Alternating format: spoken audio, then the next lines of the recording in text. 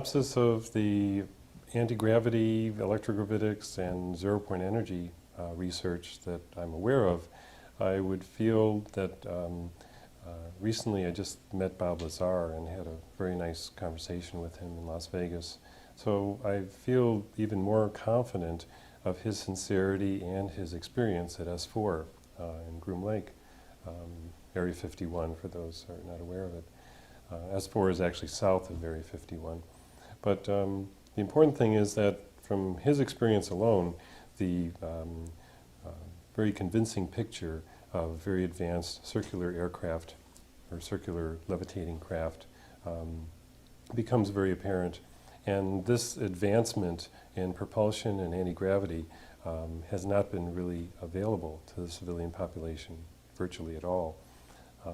We know of work done by Townsend Brown, for example, which actually I recently published in Atlantis Rising magazine. And Townsend Brown specifically proved through his demonstrations on Project Winter Haven that the possibility of providing a unidirectional force from charge separation on a craft, especially designed craft, is feasible, and importantly, it also cushions the supersonic braking effect.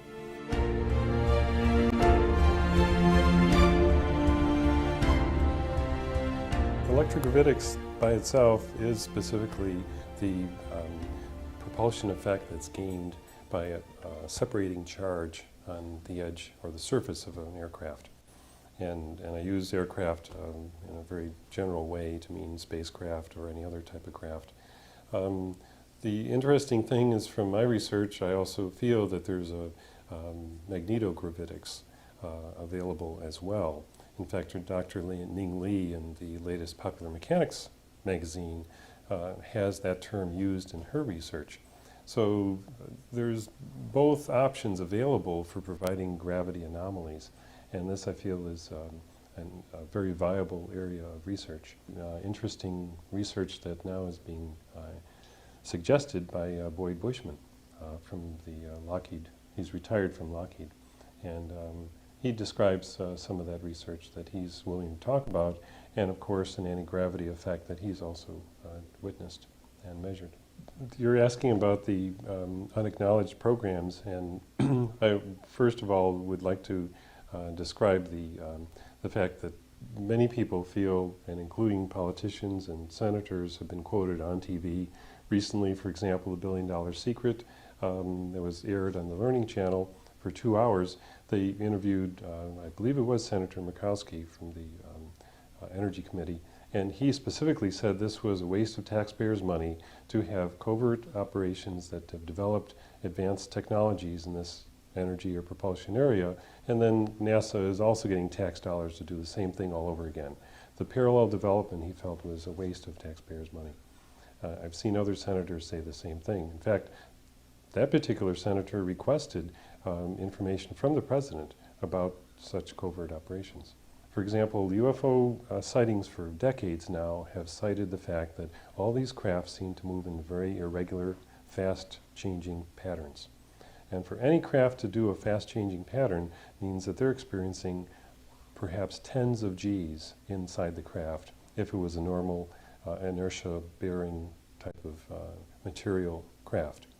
But what's obvious is that they do it so effortlessly and can change direction so quickly that very likely they're not being thrown against the wall of the craft as it's changing.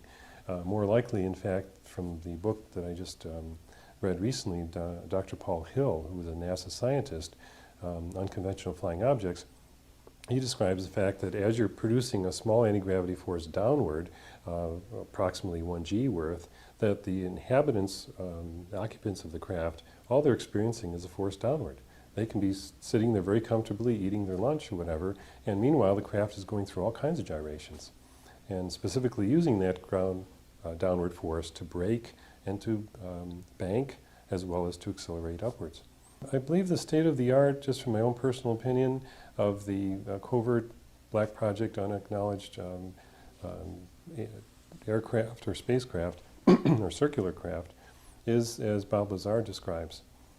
He describes more than a dozen different circular craft that are operational at Area 51. He's seen more than one tested and hovered. I've heard rumors, for example, that we have bases on the Moon and Mars already. It's very likely we do, because when you think of the fact that if you have a craft that you can get into and travel very quickly with no fuel, this is an important fact. We now in America realize that we can no longer survive on oil consumption. We're at the point now where we need an extra 1% every year to survive. My wife and I just completed a study of the Department of Energy's Comprehensive National Energy Strategy. It took us almost a year to do the entire book.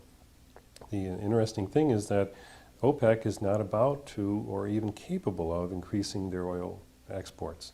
They recently decreased 1.2% last year, and that caused all our oil prices to go haywire. So we're at the point now where we have to demand free energy. The public doesn't really understand what free energy is, but I believe it's already available through zero-point energy converters. And so at Area 51, for example, S4, we understand that there is a possibility for this type of propulsion, for this type of energy conversion, so that they're getting energy and propulsion inside one vehicle. The fascinating thing about zero-point energy is, to just step back and explain it, is that zero-point energy essentially is the energy that the vacuum possesses as we go down to a state of zero gas, zero heat, and zero pressure. So the conversion of zero-point energy is probably happening all around us. I just listened to a talk by Tom Bearden recently, who also says that zero-point energy is constantly being converted. I met another scientist at the Institute for New Energy a month ago that told me the same thing. From his research, for decades of work, Martin Marietta and other places, he felt that zero-point energy was something more apparent than we even know is real. So right now we're discovering that there are ways to not only get heat out of the vacuum. Hal Puthoff published a physics review article on that. We can also get energy out of the vacuum, according to his theory. And it's very possible that we can provide some kind of force. I would say that the motivation or the motive for the Patent Office to be suppressing various types of energy inventions is certainly motivated by other government agencies. And other government agencies, even for example the American Physical Society, benefits by certain government grants. I think the motive also within the Patent Office is to save face. So I literally lost my job at the Patent Office for trying to educate the public and the examiners on new energy inventions that could save our planet, that are carbon-free and fuelless. When we particularly look at the next 20 years, we're relying upon the import and usage of about 20 million barrels of oil per day, and we import about half of that from OPEC. We're unfortunately in the very strongly dependent mode of thinking that flow of oil, which is a huge amount of oil, is infinite and will continue to flow indefinitely. The best experts, and I've consulted various books, including World Watch Society, predicts that around 2010 we're going to peak in the world resource availability, and then we'll see a slow decline. Well, just a few months ago, actually 1 month ago in September, the OPEC nations got together for the first time in 25 years. And when OPEC got together, they basically didn't respond to either the United States or the European nation demand for increased output. Instead, they basically said, we'll supply a steady output at a fair price. And so what I believe is happening, and I suppose there are other critics as well that will analyze the situation, knowing that there is a peak coming up and a forced decline, the best way they can profit, since they hold 2/3 of the world's oil reserves, is to essentially cut back a 1% like they did last year, now instead of later. And by doing that, they force prices up artificially high and essentially get us ready for being weaned off of this biological fluid.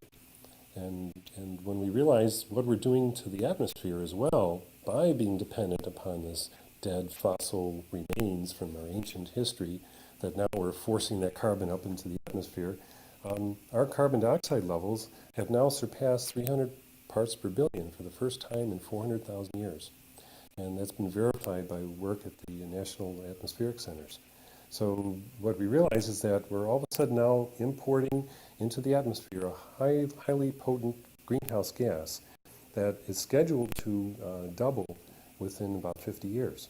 Our energy consumption demand and has to have 20% more within 20 years. We don't know where that's going to come from. And if we expect that OPEC's going to provide it, we're going to be sadly mistaken. And I believe that a war for oil is scheduled in our near future, especially when a presidential candidate says we're going to be a hardliner against OPEC to demand more oil. Who are we to demand from somebody who controls the market? So I think essentially that our human race to survive has to have free energy. We're at a collision course right now. Our economy cannot expect to expand.